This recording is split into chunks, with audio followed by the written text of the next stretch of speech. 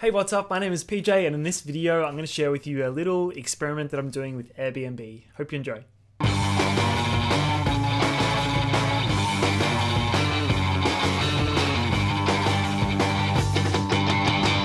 Okay, what's up friends? How you doing? It's been a little while. Last week I was away. I stayed at a beautiful Airbnb in Venus Bay with a bunch of my best mates and my girl, and we had a fantastic time. I thought I had a bit of an idea that I could make for a video to possibly get some free nights in future at this place, or potentially other places down the track. But I thought I would run this by, see how it would work. So basically, this is the place we're staying at. It was in Venus Bay in Victoria, in Australia. Beautiful place, very close to the beach, just like a couple of streets away from the beach. Weather was great, house was great, we had a fantastic time. I'm going to show you guys now the photos on the listing of the house. So you'll see it says 150 a night. I think we paid a little bit more than that, maybe because it's like peak time.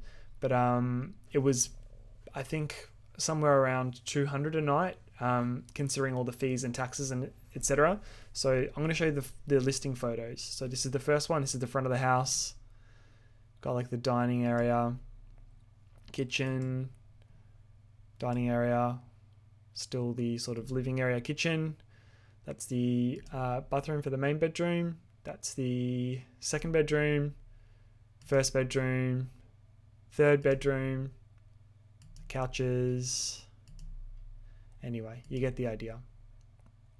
One interesting thing that I've noticed is all of the less nice houses or the shitty houses on Airbnb, they won't show you the house. They'll show you like the beach, or they'll show you like the town, or they'll show you like some beautiful nature view, and they won't actually show you the house on the first photo.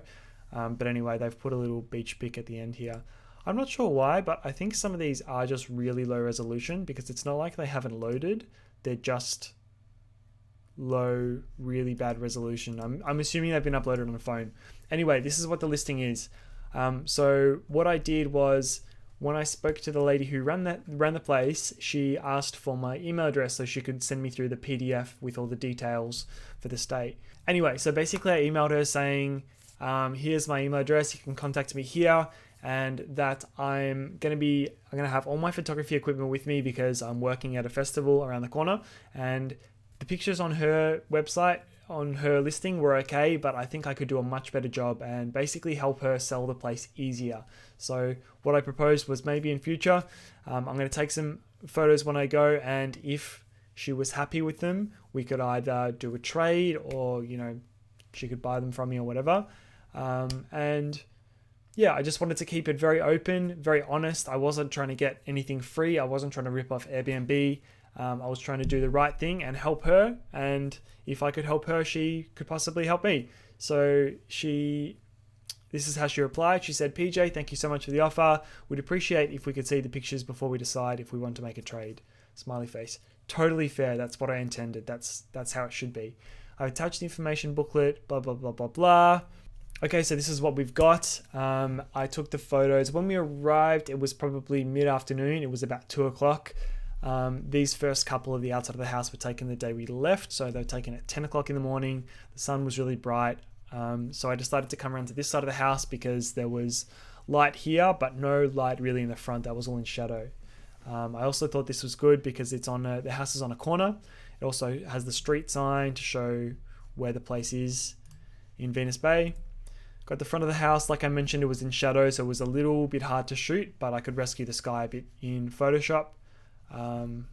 But yeah, pretty plain and simple, but I think it's a lot better than the ones on the listing. And now I've got the inside of the house. So this is the front door and the stairway.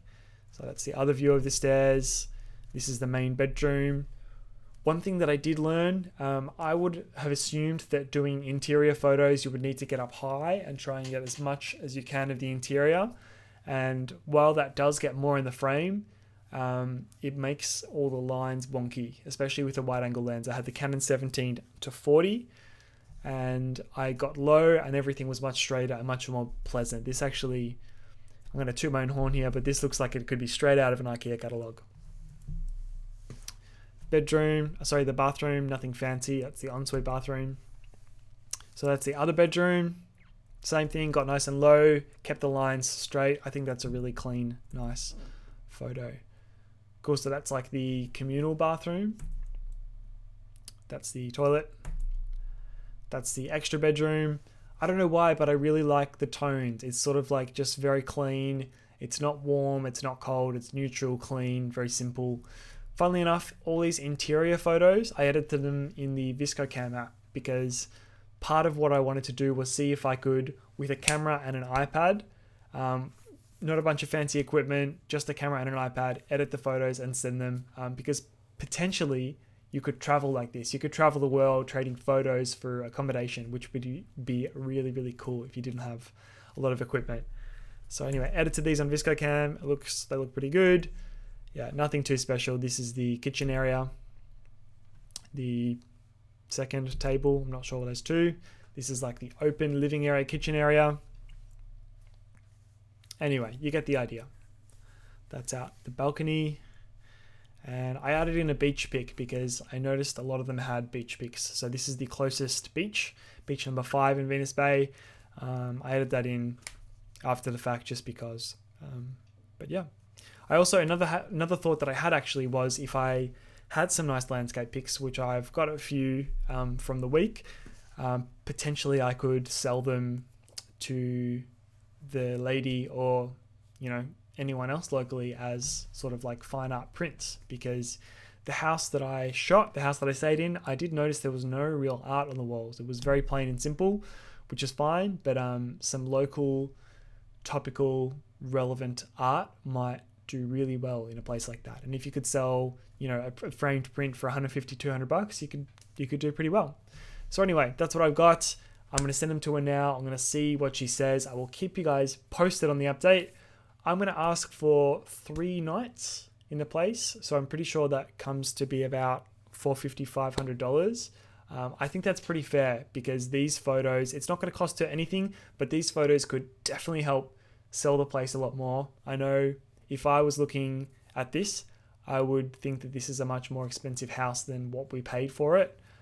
Between 6 or 7 people, it worked out to be quite affordable, but the photos didn't do it justice. When we arrived, we were shocked at how just beautiful it was in there because we expected a lot less from the photos that we saw. I'll keep you guys posted. I think this could be an interesting experiment. Like I said, you could potentially, if you worked out a good system and a good sort of template to send to the accommodation owners, you could possibly travel the world. You could take a camera with a wide lens and an iPad or a phone, and you could travel the world, and with half an hour's work you could pay for multiple days of accommodation. Thank you so much for watching. I really hope you enjoyed it. I'll keep you posted and see you in the next video.